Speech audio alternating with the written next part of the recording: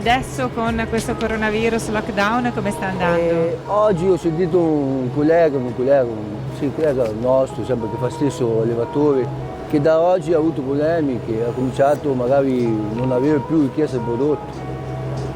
E in quel caso cosa si fa? In quel caso cosa si fa? A casa si fa. Cosa si fa? Non si può fare altro. E se si hanno le vongole cosa si fa? Che se sono pronte?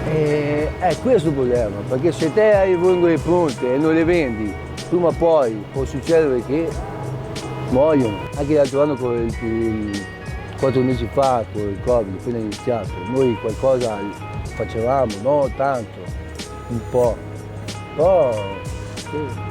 Si sopravviveva, cioè si riusciva a stare in pareggio almeno? Sì, in piedi, non come prima, però Non si diventava ricchi?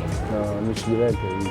C'è qualcuno che ha chiuso Sì, tutto? ci sono diversi, perché magari hanno cominciato e gli è andata mai una volta, gli è andata mai a seconda, dopo hanno chiuso tutto, anche perché dopo non ce la fai più.